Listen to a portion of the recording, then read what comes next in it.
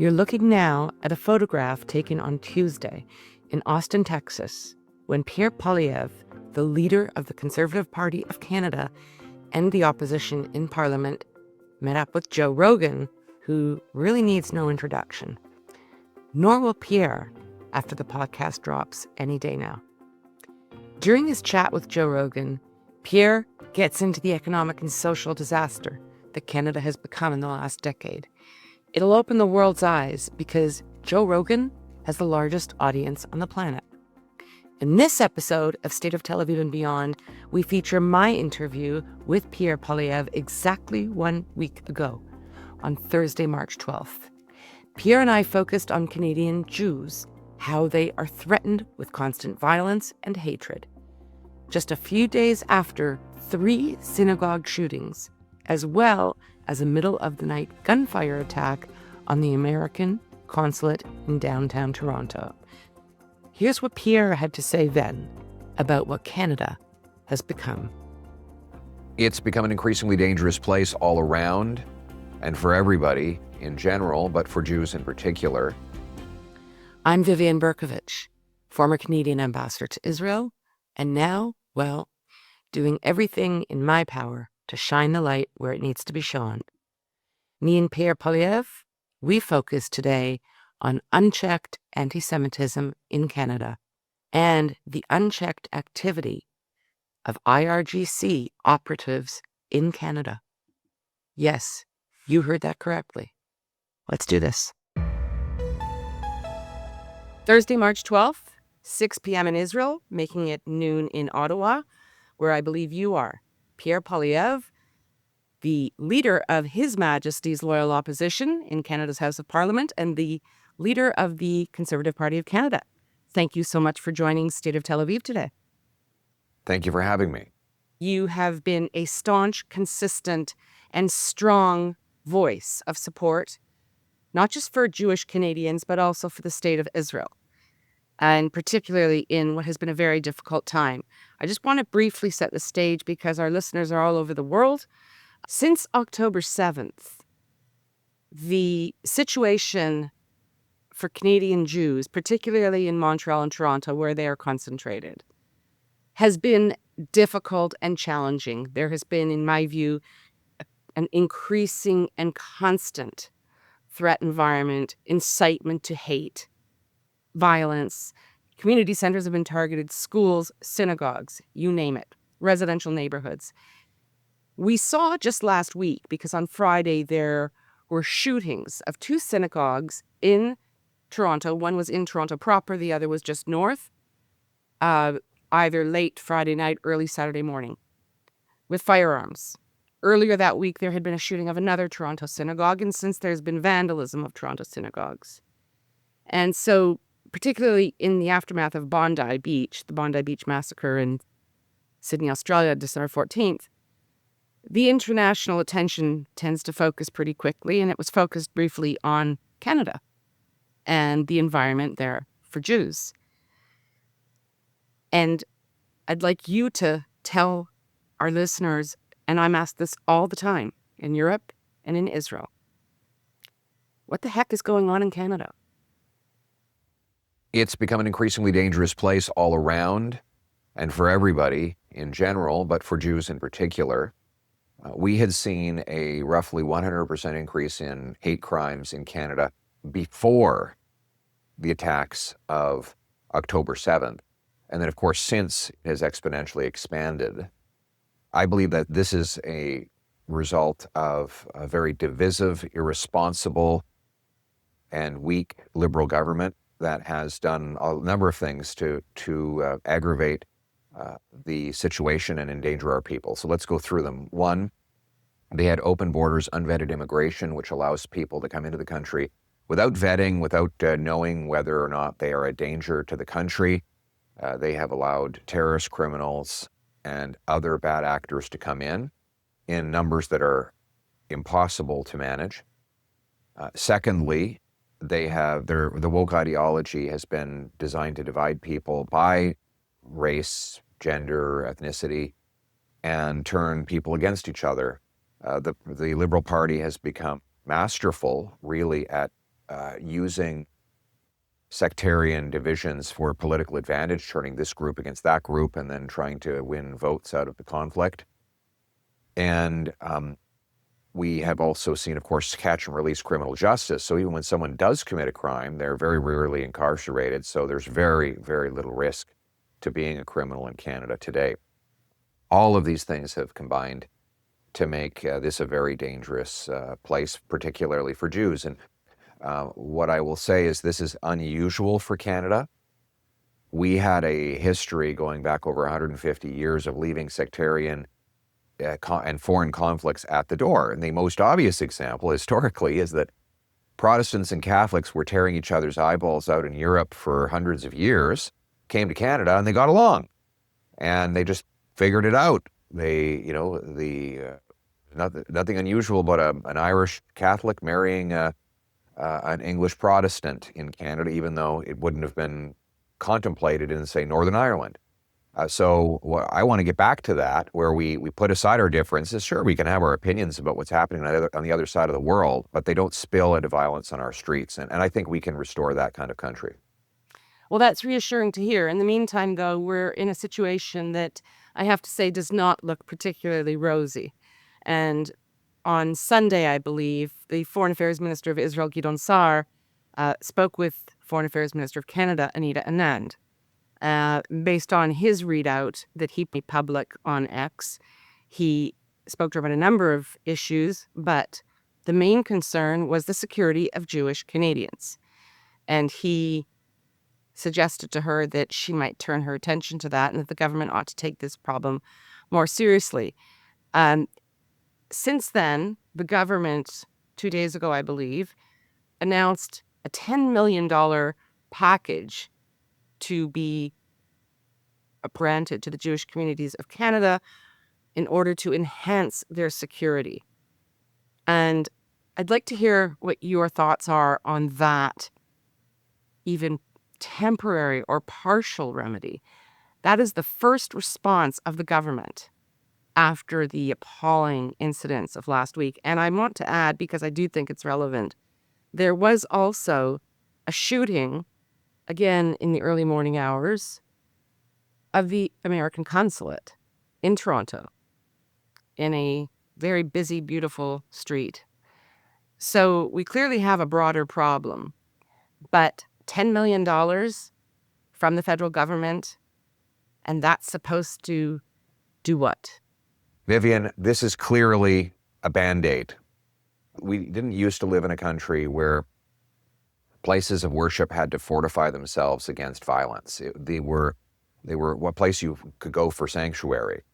And we have to do is address the underlying dangers that are in our country because liberals let those dangers in.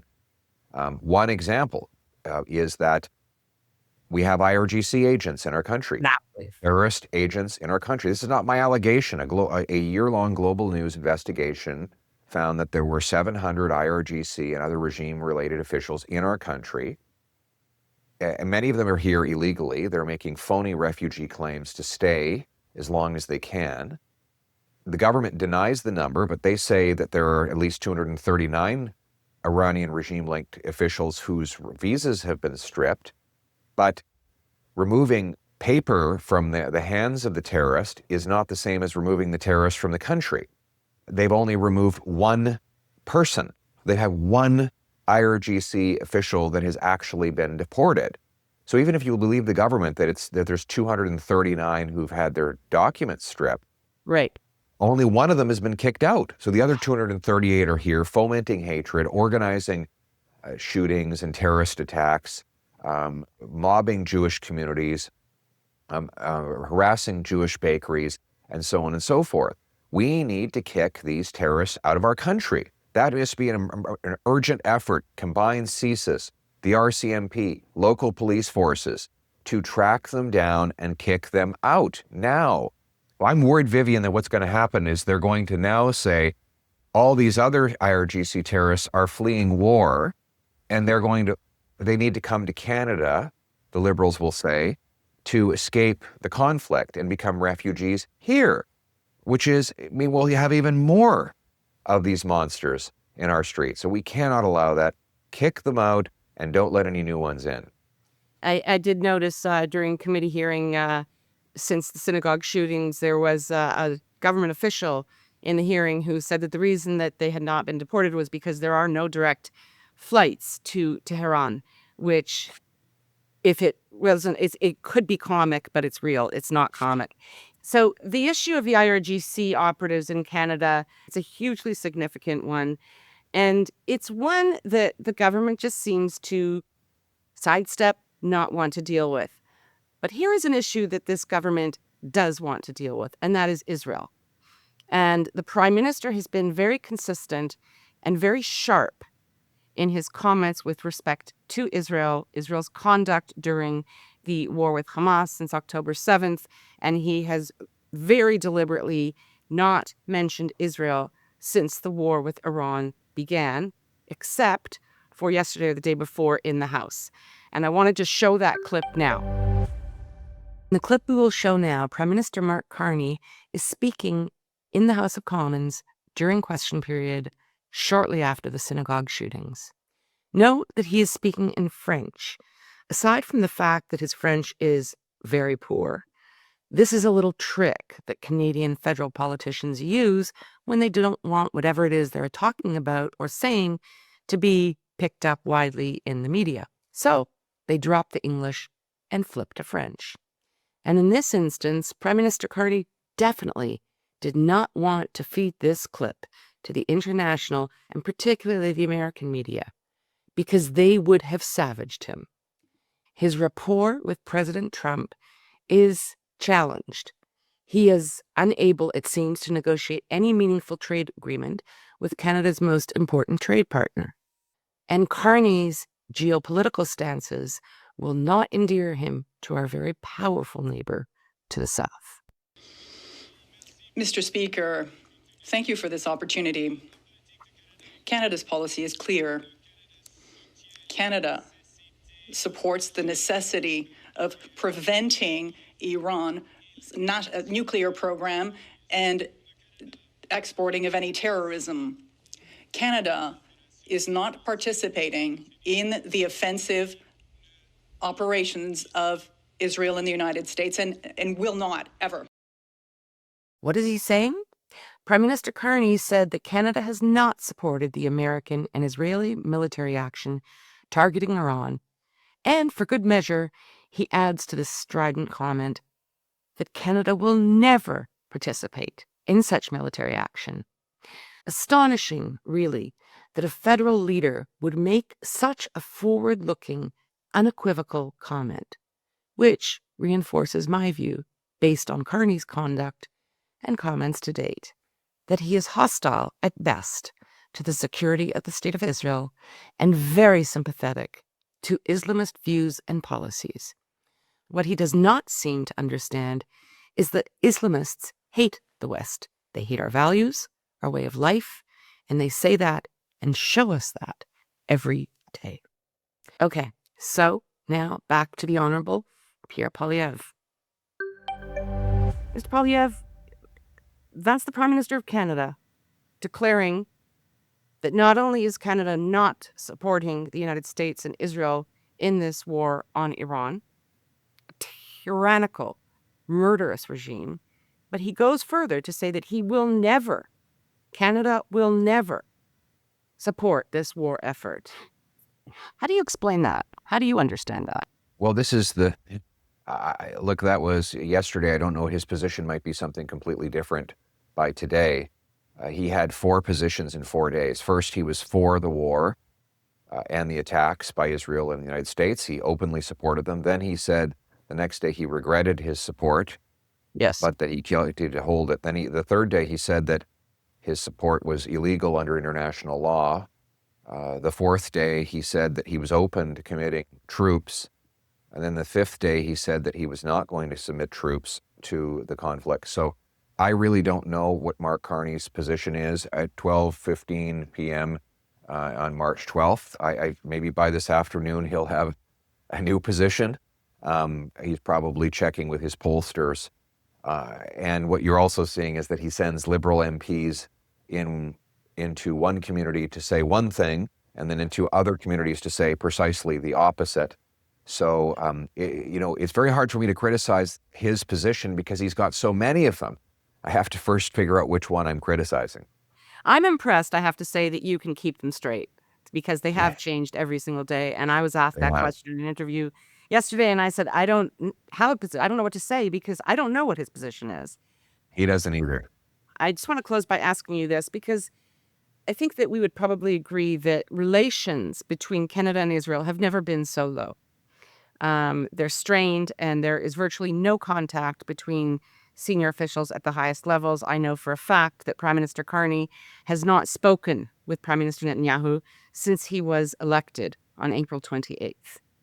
And the contact between Ministers Anand and Sar a few days ago was the first in many, many months. There is a view out there that I've heard in Canada and seen on social media that Israel should butt out.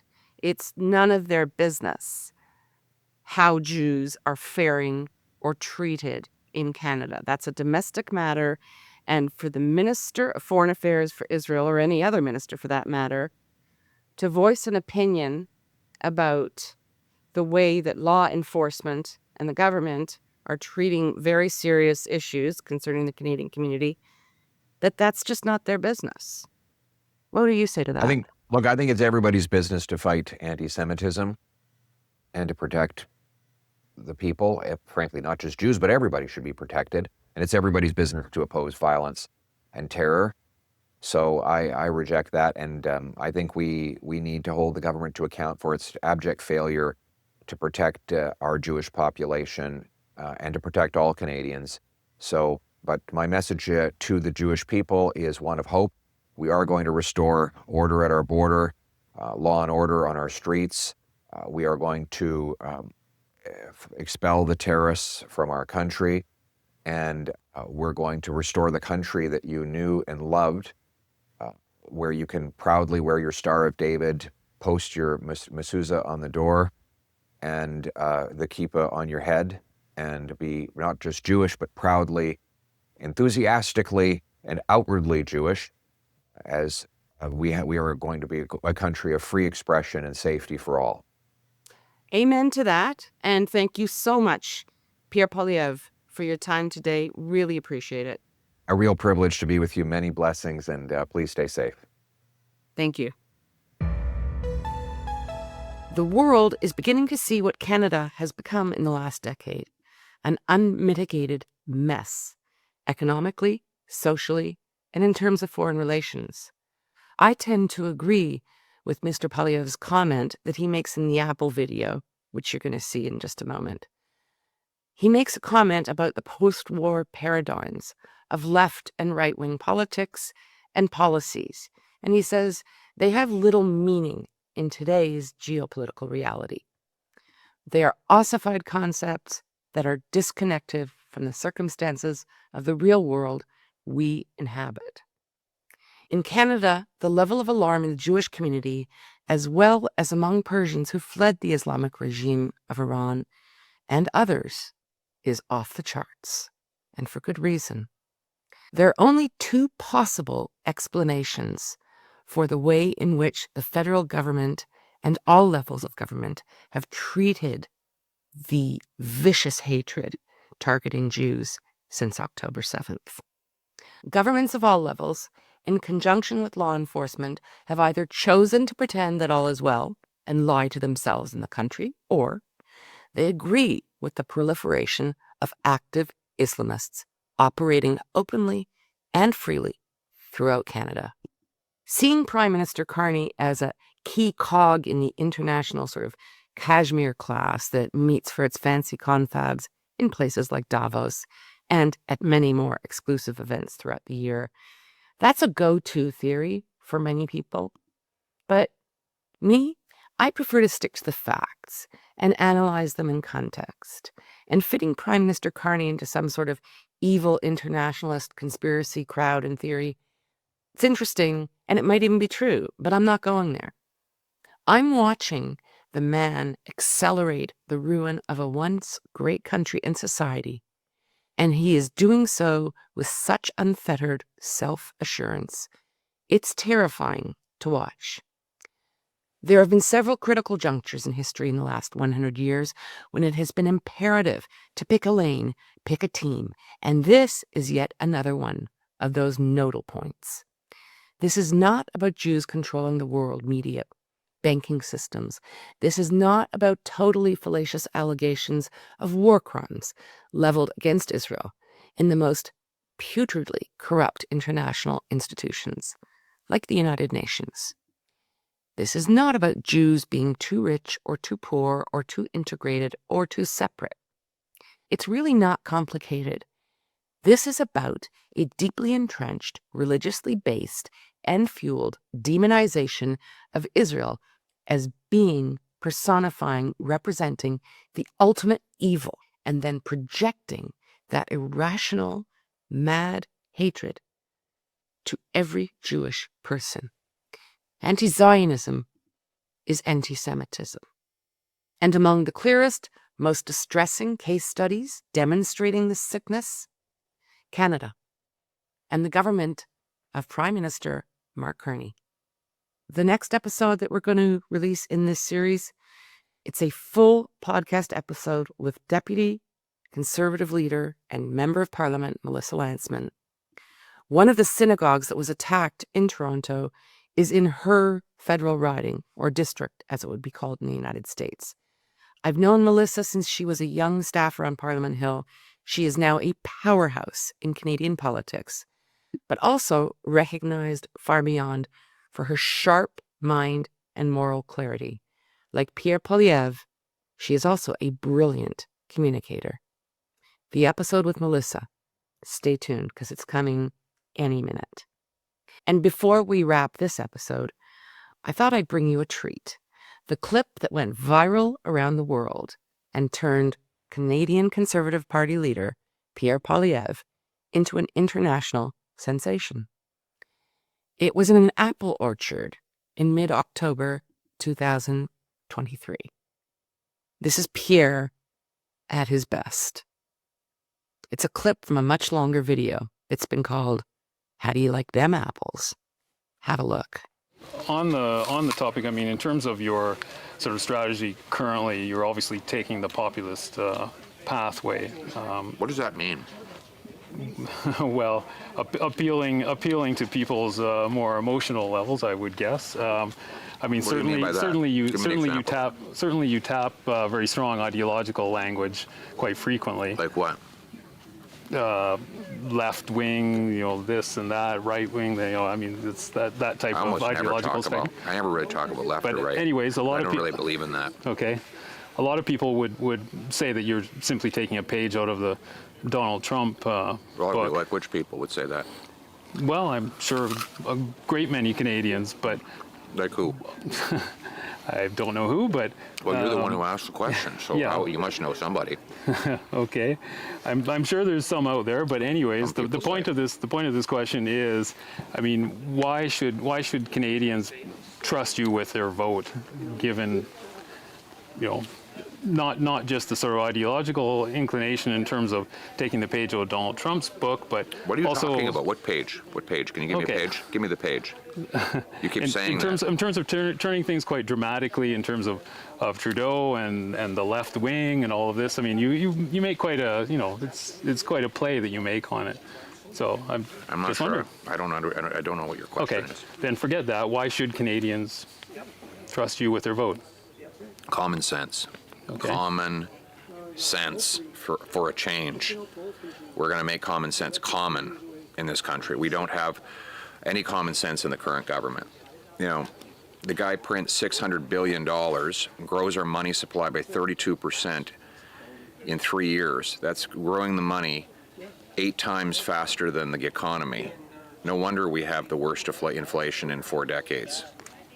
I'm going to cap spending, cut waste, so that we can balance the budget and bring down inflation and interest rates. You'll want to be able to pay your mortgage again? You want to be able to afford rent? Then you have to vote for Pierre Poilievre, because I'm the only one with a common sense plan that will bring back the buying power of your paycheck. Who was this cool, clever, sharp guy eviscerating yet another ham-handed journalist parroting lines that meant nothing and that even he did not understand? But these mantras that the journalist parrots, they have become ideological lodestars for so-called progressive media and governments in the West, Canada, United Kingdom, France. But if you actually take the time, as Pierre Poilievre did, to calmly ask questions, it is blindingly clear that there are precious few answers that make sense. The Apple video. Everyone has seen it. And in case you missed it the first time around, now you have too. Thanks for being here. We love all our listeners, truly, and viewers, but would ask that if you can support our work with a paid subscription, please do so. Just follow the prompts at stateoftelaviv.com or go to Buy Me a Coffee. Make a contribution there. We are independent and we require your support to create this content. Every person makes a huge difference.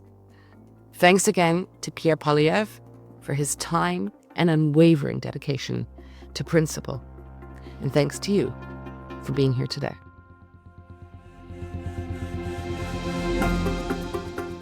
We love hearing from you.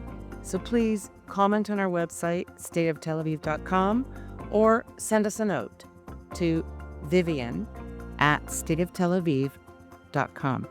That's VIVIAN @stateoftelaviv.com. And if you go to our website, stateoftelaviv.com, you can find the subscribe button and take it from there. Hope that you do that. On behalf of the State of Tel Aviv core team, Jan Zabo, our creative, graphic, visual, and marketing man, Amir White, producer and editor extraordinaire, sound guy, who is also impressively patient with me and my boomer tech deficiencies, and our social media manager who pitches in on everything. Thank you, Maya Naftalin. Thanks to the team, and thank you, listeners, for being here. Until next time, stay safe.